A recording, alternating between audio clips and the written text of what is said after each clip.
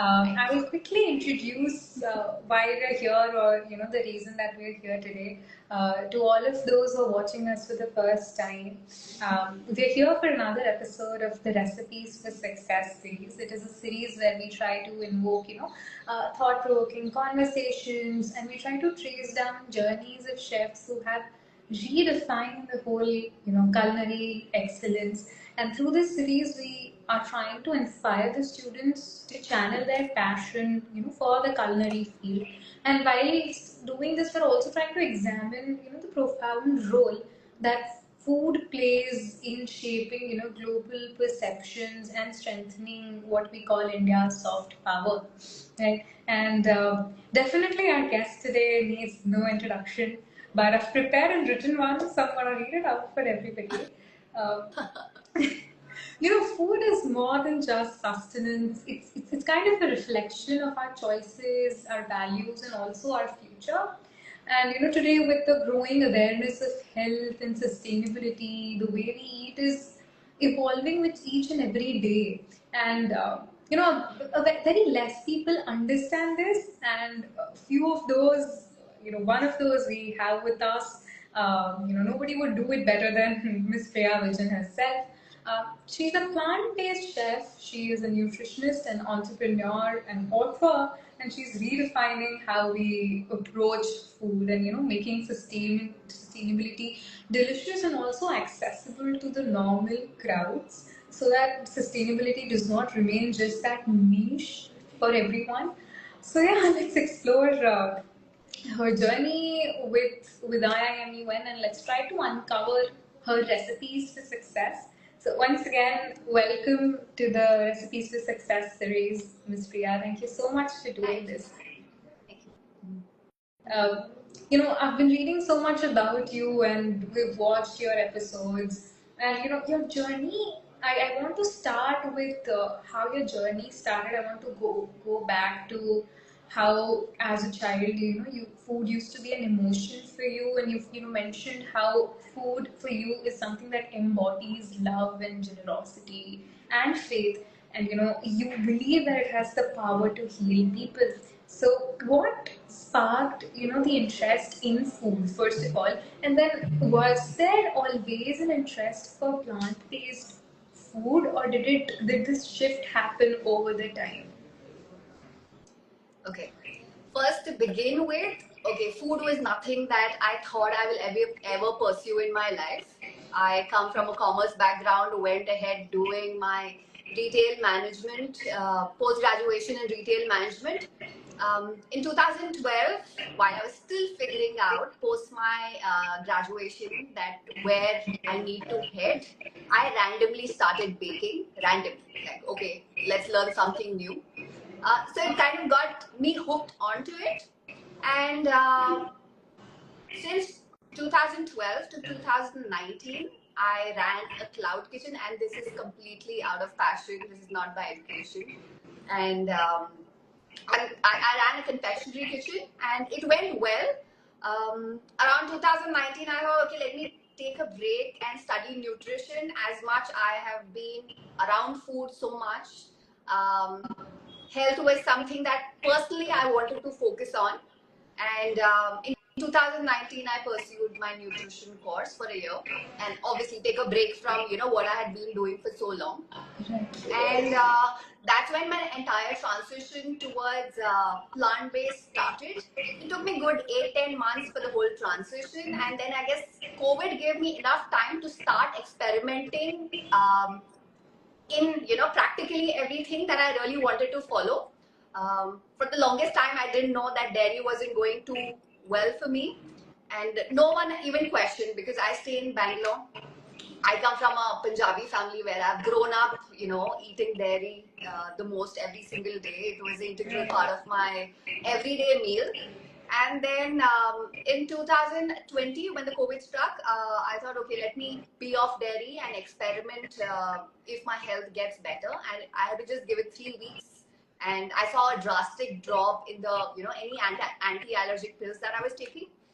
And so the entire plant-based journey actually is more personal than around food. It started from there, and then as and when, people became more active on social media, I spoke about, my whole transition that, I've tried getting off dairy and see how it works. I've been vegetarian most of my life, and I had to just get off dairy. It was a challenge initially.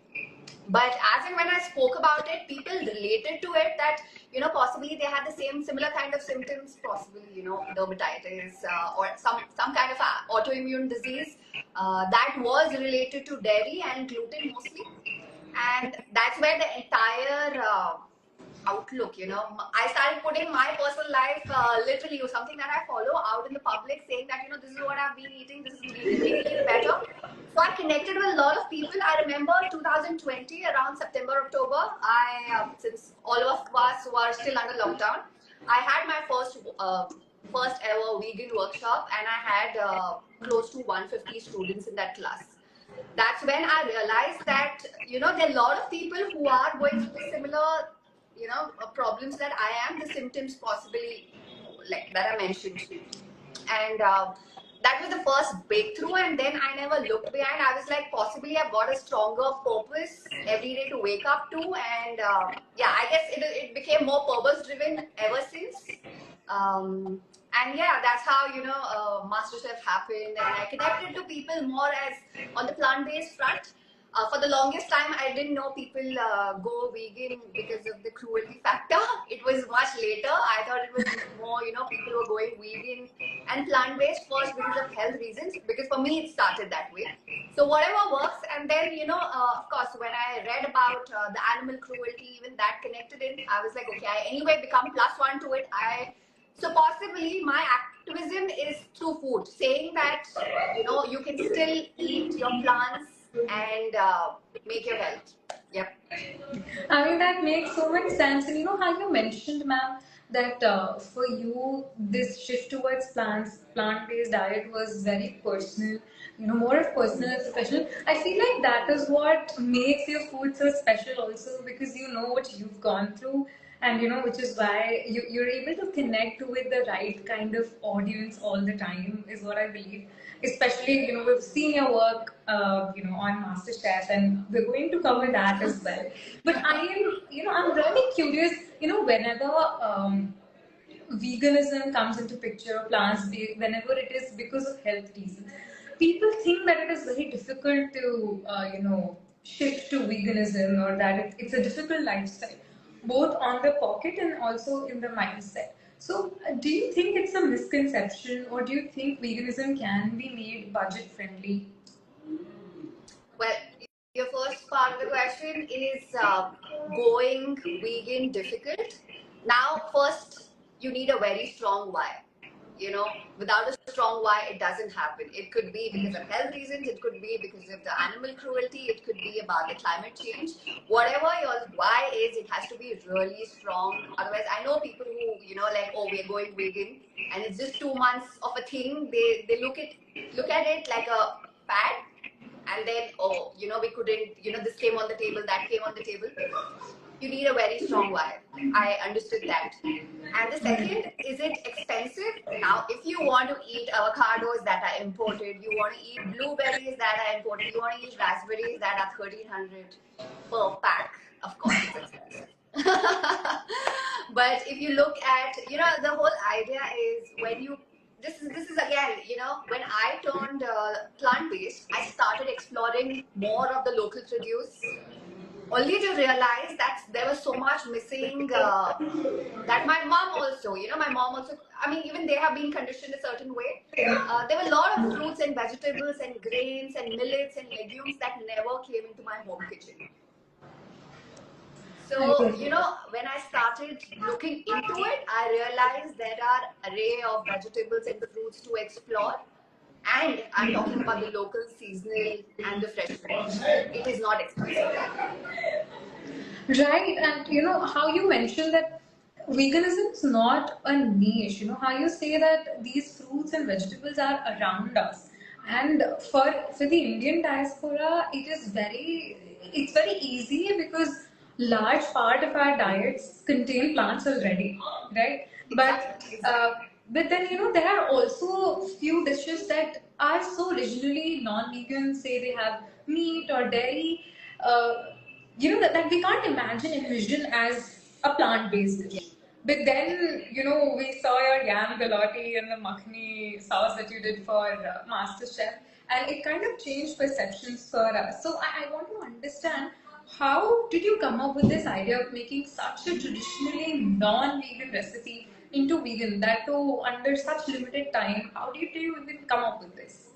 Okay, so this dish was my first audition dish that I went up with, and of course, I wanted to speak about why plant based. Okay, I have to, one thing I want to voice out very clearly: being plant based and being vegan are two different aspects. Right. Okay, being plant based, if you're only 100% plant based, you are following a vegan diet.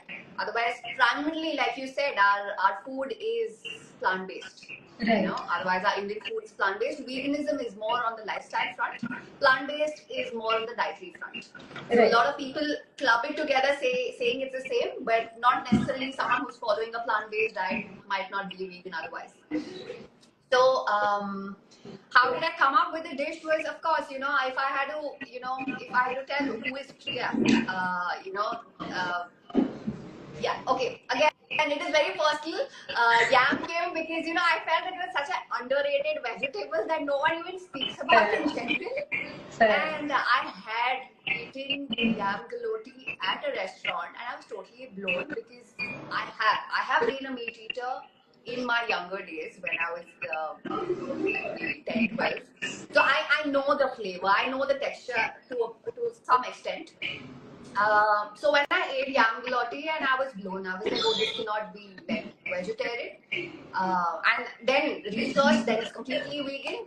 So that had always stuck in my mind that, someday I'm going to make this. And makhni sauce, because, primarily all the Punjabi recipes that people eat are, with all the makhan and the malai. So I really wanted to replicate it, and I had served it with a blueberry rice. That, yes, this was my whole, first audition dish. So if I had to put myself on a plate, this is how I'm going to be talking about it. That the meat and the highly processed, anything that's makhni that people talk about can be completely vegan and plant-based. So that's how the whole idea was behind it.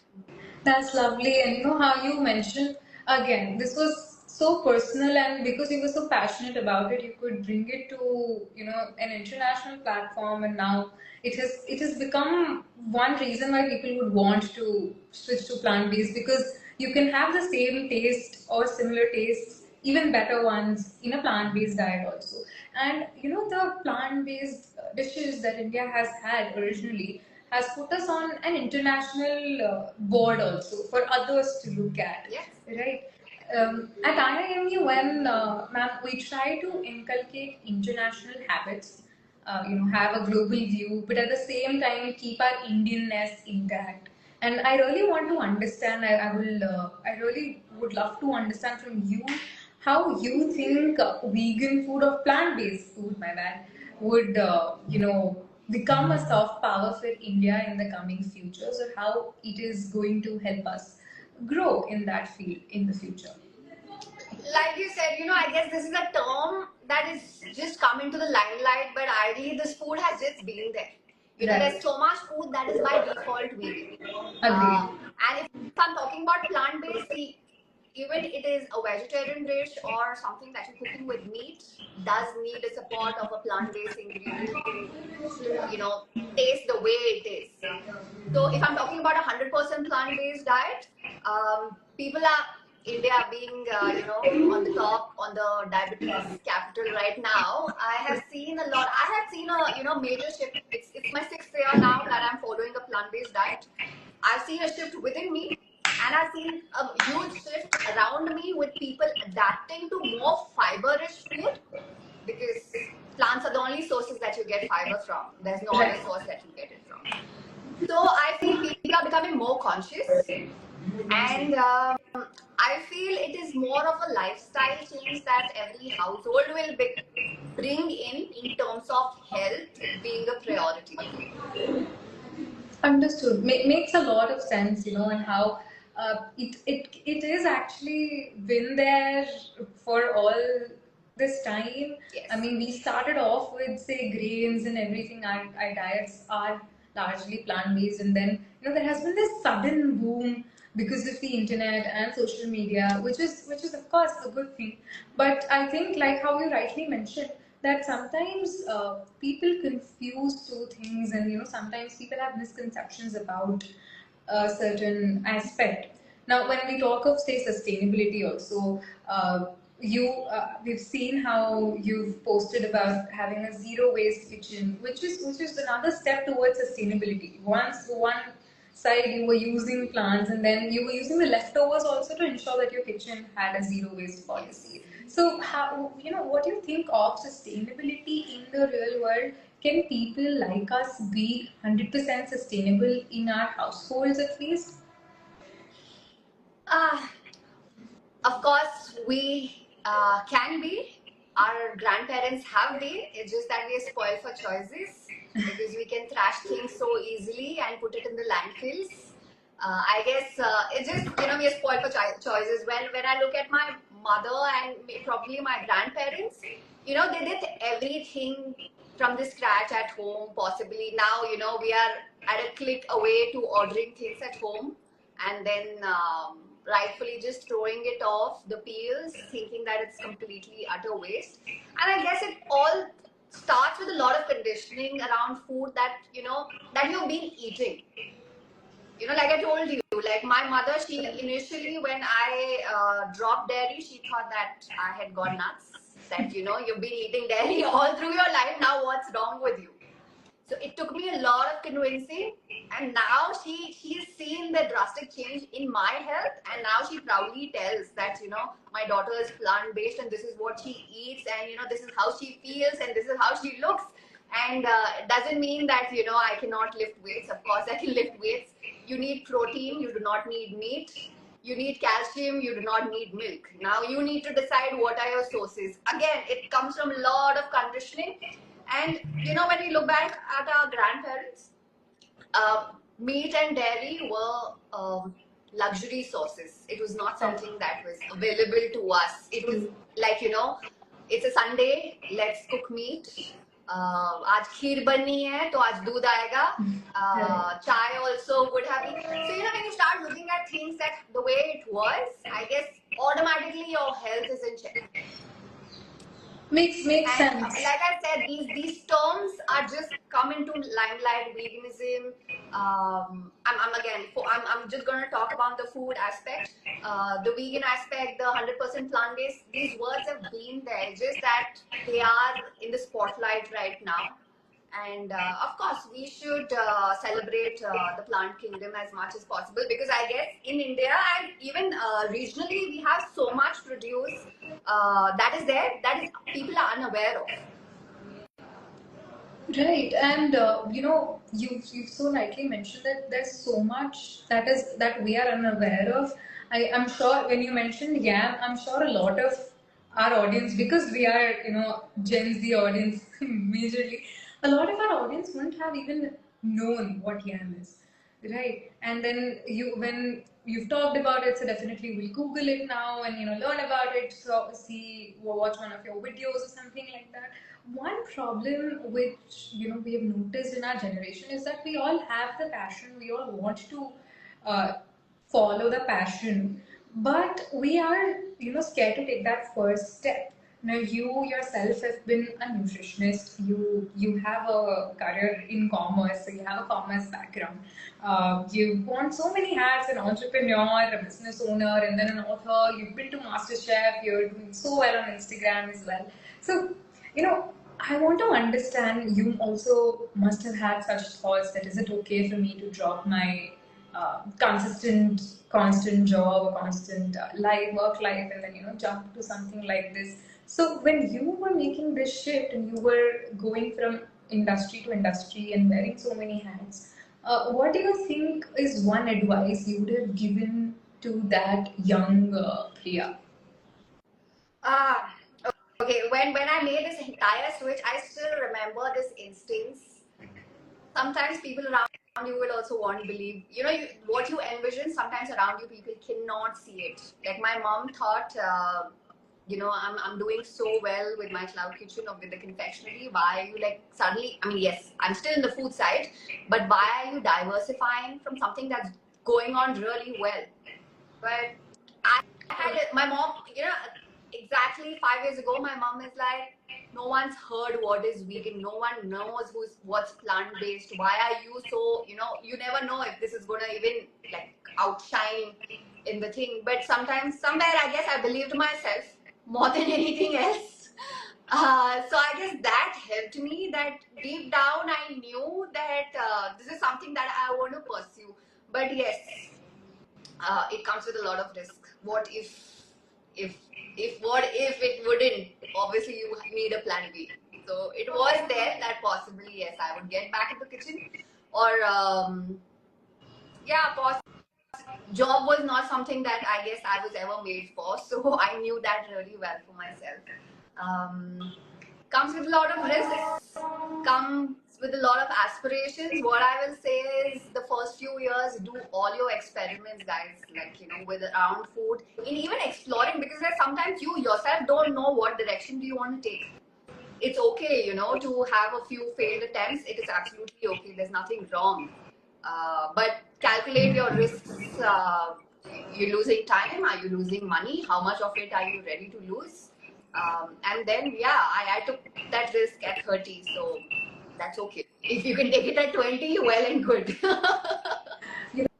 Hearing this from you kind of makes us believe in ourselves also, because through this series, over the few episodes that we've had, one thing that we've learned is from all the chefs that we've hosted, that it is okay for you to have a setback. How you also mentioned that sometimes things may not work out. It's all about trial and error. And you founded Melted Down before MasterChef even happened. So I want to understand the without the whole MasterChef episode, and before you were thinking of Melted Down, and when you were in the initial stages of it, you were building a business. So there was passion, of course. You had the skills. There was art, of course, but then there has to be the business aspect. Right. You come from a commerce field, so I understand that it would have been easier. But I want to understand, were there any challenges that you faced whilst opening or starting a new venture?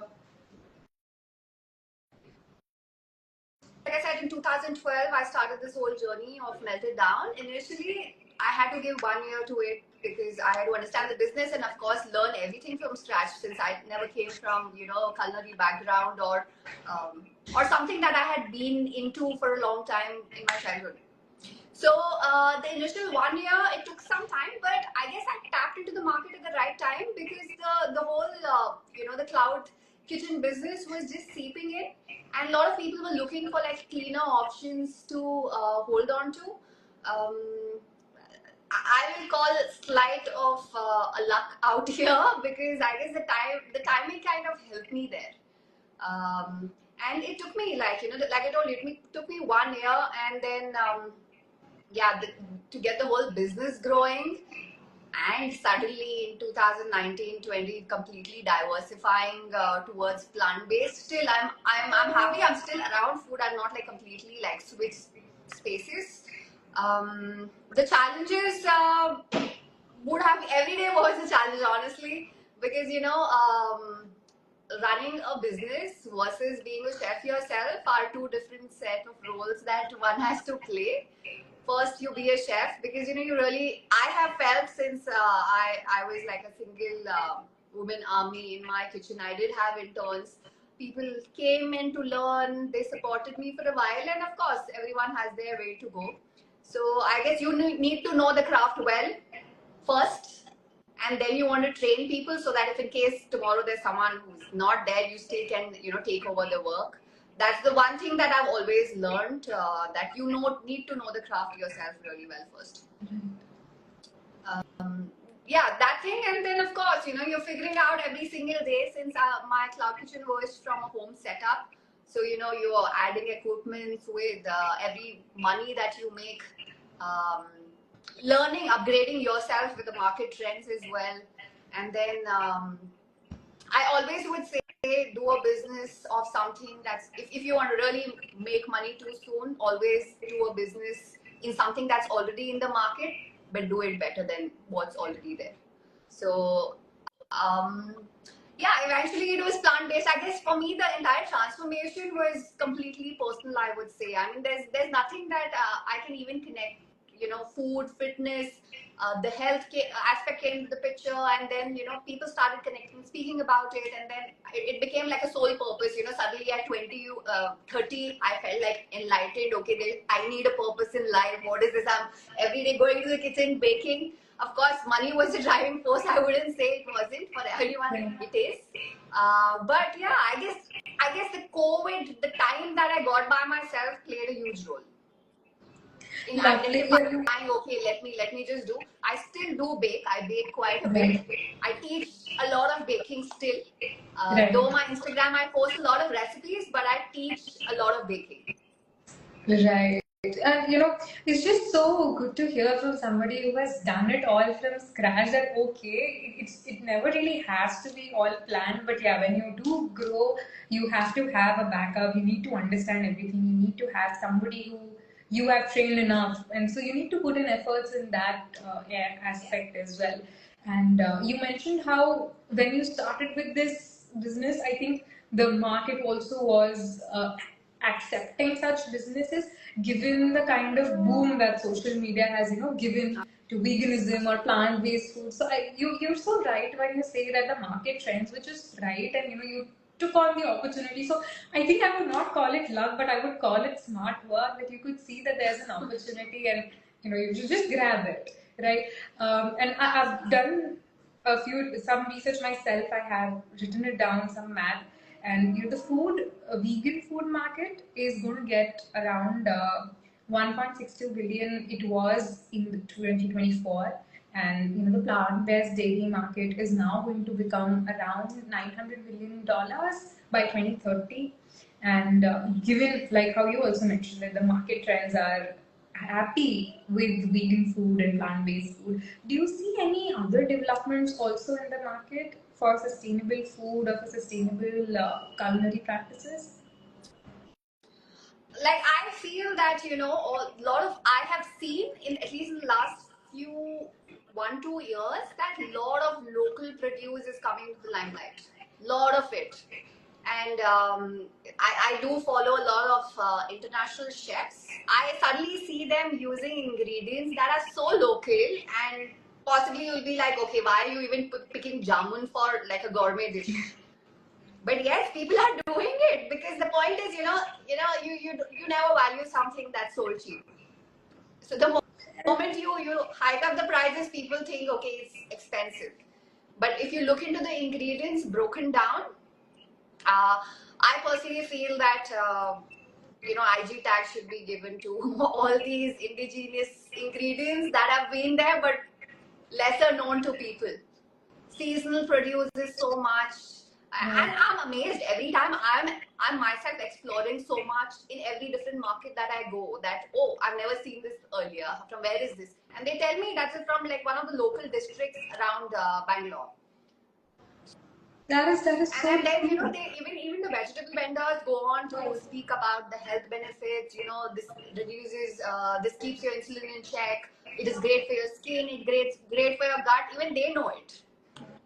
Right, and you're so right when you say that it is so important to give these indigenous recipes their due credit, because whenever you go outside, Indian food is taking over the globe when it comes to cooking. But then the people who actually devise these recipes, or the communities who have devised, like you mentioned for jamuns as well, those people do not get the kind of exposure that they need or the credit that they need. But I think with the help of people like you, when you actually put that on the front light, and when you show people that okay, this is something Indian, it has been there for ages, and we're just revamping it to suit the current taste buds, to ensure that it is liked by a larger audience, is something that is incredible. And for us, it is definitely an inspiration, because we also want to do something for the country and take it on a global scale. That has always been the vision of I.I.M.U.N. And I'm so glad that I could have this conversation and understand. And it was so lovely that you were opening up on so many misconceptions and you were so honest about everything. I think the audience has also loved the entire conversation. I can see a lot of questions also about the plant based diets. There are people who are asking that if we were to, say, start off with a plant based diets, what are the first few steps that we should take, or what are a few easier ingredients or easier food items that we can work with before actually developing the entire taste? Okay. So no, there's nothing taste bad. See, this is I felt this again conditioning. We are so used to eating processed food. Now developing your palate for excessively clean food will become difficult.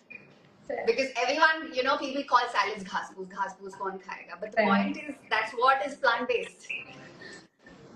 That's so Eat right. more vegetables. Like Right. if you start thinking in a way that like people say there is a gut and a brain axis. Your gut basically keeps your immunity, your overall health in check. Now your gut needs fiber. Fiber comes only from plant-based sources. Now how do you start? Is basically one thing at a time. Stop, like I stopped dairy first at home than outside. Like I Fair. still used to go out and manage, but at home I stopped. It took me. I'm a very big chai fanatic. I guess that was the most difficult part for me. um, Soy milk, almond milk became so difficult to gulp down because you have never developed that palate at all. But it took time, and then give up give up on a lot of junk, because most of the junk does have it's only processed. There is basically no nutritional benefit. If you start looking at food as the primary source of food has to be nutrition, nothing else. You Fair. eat to regulate your body, feed the soul, feed all the organs. Where you come from makes a huge difference. I come from a Punjabi family. I'm raised in Bangalore, so there's a lot of South Indian food. For me, Right. the first thing to fall back were these two major cuisines, and I had to just fumble few ways to eating food that's already there. I love South Indian food because primarily it is vegan / plant based. Right. Punjabi, your rajma, chane, chole, aloo gobi, bhindi. I mean, you name everything is vegan. I do not see that, like, what isn't, which is not possible. But include a lot of variations in terms of the fruits and vegetables. Um, Start eating variety. Introduce millets. Millets also was never part of my diet 6 years ago. Never. Like it used to be like, "Arey ye kaun khayega?" But the point is, our nature is like well designed for our existence without meat and dairy. The point is we are not making the most of it. So I guess start from home, start from the palate that you have already developed for, and you'll be amazed to know that beans taste a certain way. You and me might not even know that beans can be eaten raw. Just eat and see. None of us would know the actual flavor of it because we cook it so much. We kill the flavor in so much masala, and possibly it is a small portion that comes onto our plate usually. Right. Unless you are like a huge, heavy on eating vegetables. I developed flavors. I started feeling, a nice sweetness in a lot of vegetables as well, which I never thought existed. So carrot, beans, cauliflower, cabbage. Then I discovered cabbage. Okay, there is purple cabbage, which is easily available and accessible now. You have radish. You have 2-3 different varieties of radish. I knew only one. You have pumpkin. You have 7 different varieties of pumpkin. We tend to eat one or possibly not even one. So I guess a lot of things come from what you have been eating since childhood. So I guess you need to break that little generational thing that has been going on at home. Since I have turned plant-based, primarily at home now, food that's cooked is plant-based. So my mother, who's a vegetarian, has been eating that. My brother, who's a non-vegetarian, has been eating that. So I made them also, at least to a large extent, consume a lot of plants. Right. I think that is really going to help a lot, a lot of us because we do want to turn into, towards plant-based diets. But then I feel like one issue that we face a lot is that nobody is ready to believe us that okay, plant-based food can be normal. But I think when you say that it is normal and it's been there all this while, you just have to shift to it. Yes. So I think that is going to help a lot of us. And well, of course, you've made such an amazing career out of it. So for all those who are looking at pursuing a career with food or with plant-based culinary, I think you've been an incredible guest, and your answers have helped us a lot. I had a quick rapid fire planned for you before we end this session today. So there are a few sentences or a few words that I'm going to give you. Whatever comes first to your mind when you hear those words, you have to let us know. Are you ready? Let us start with the plant-based ingredient that you cannot cook without. Well, I don't think, the plant-based is about sustainability. So if you're True. talking, okay, sustainable, since you said one word, I shouldn't give an explanation to it. Okay. Yeah, I mean that is plant-based. Let's go Yeah. to MasterChef India. Oh, one experience that I'll never forget, yes. And melt it down. Oh, my baby.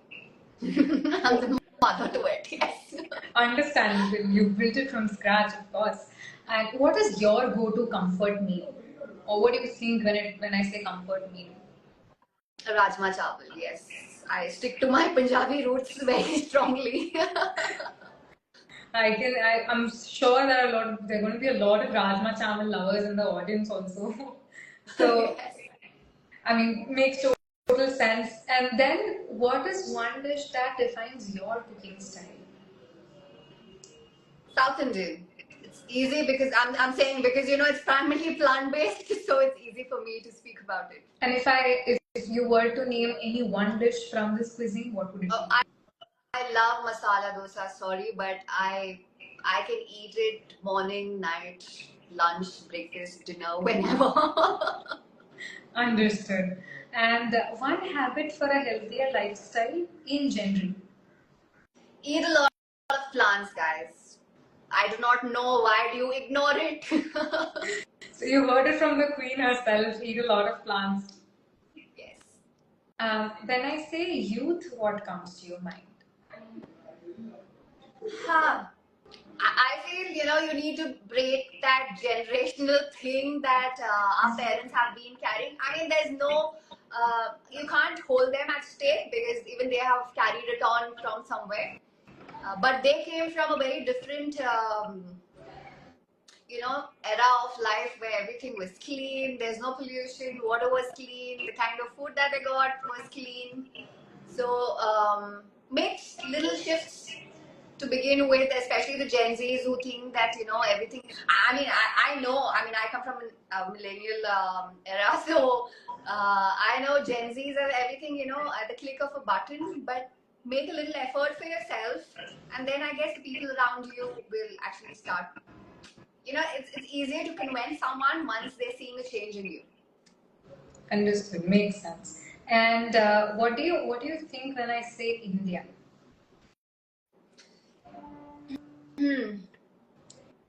I feel there's so much rich cultural heritage with food which is so untapped and which is again plant-based. Yeah, I do not know.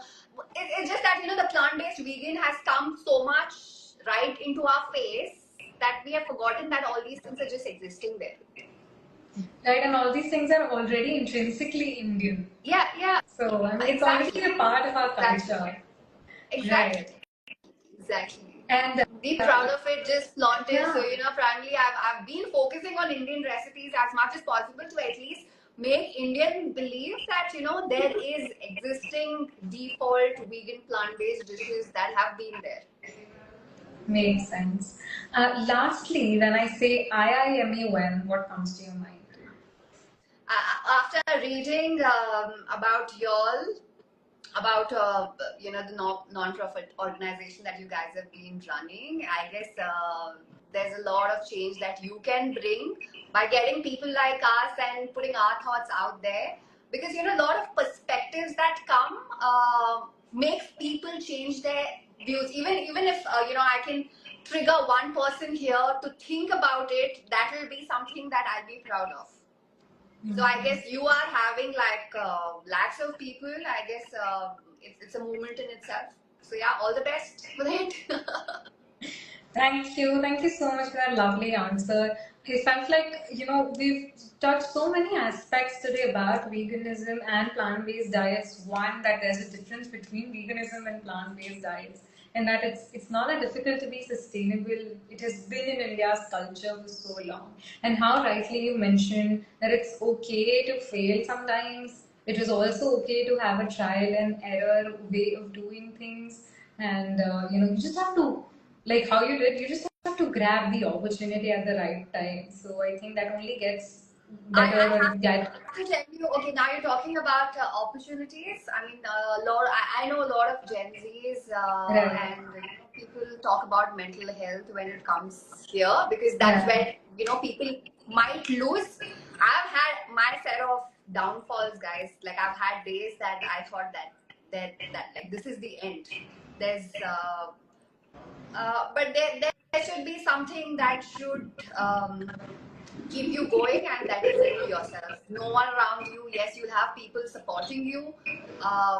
Grateful, be grateful for people who are supporting you, but I'll tell you, it'll be you yourself who has to stand up every time. The moment you fall, it is okay. I mean, it's very normal. You guys, we're human. Like if we are not doing it, then who's doing it? Yes, there could be embarrassing moments. There could be moments that you could be ashamed of. I have been there too. I couldn't even look at my parents into their eyes. There were moments like those. I have cried. But yeah, it's a feeling. You acknowledge it and then move on. As easy, I'm saying, it might not sound that easy, but you got to push yourself. Yeah. I don't know how people keep in your Gen Zs keep the mental health in check, but for me, being mindful and see, I mean, obviously, I'm even inclined towards spirituality. Then you think about how long do you have to live here? So make the best of it, and then whatever opportunities that you have, tap into it. It's okay to fail, rise, check into options on the work front, and then move on. Thank you. Especially thanks for the last bit, because I think our generation is, grappling with so many issues when it comes to mental health. I think you putting it out there loudly that it's okay. We will also have such moments, because people who have made it to that level also have those moments. But it's just that you need to keep believing in yourself and you need to keep at it. And I think then things just get back together. Yeah, and social media, people who are, yes, there are very few people and few moments people speak about their downfalls, the moments that might just totally come crushing onto them. Don't get overwhelmed. Yes, I mean, social media is meant for that. Most of the time, I have seen people, deal with so much anxiety and depression.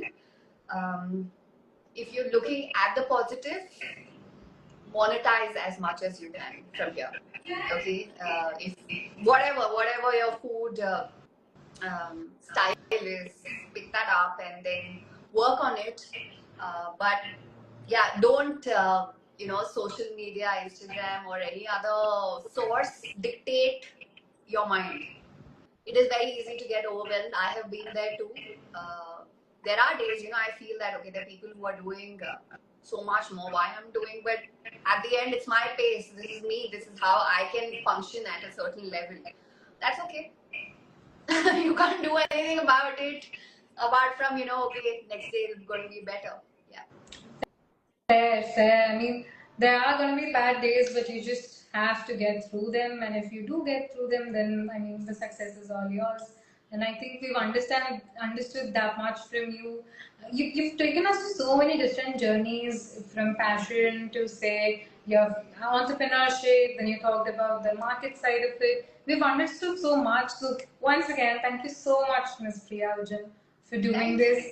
We are Pleasure's so all mine. grateful to have hosted you, and your answers, and whatever you've taught us in terms of leadership and taking onus of your mistakes, having a backup always, training others after you. All of this is going to stay with us for very, very long. So thank you so much for doing this, and I hope you have a good evening. Thank you guys. Thank you everyone who joined Thank in. you. Take care of yourselves.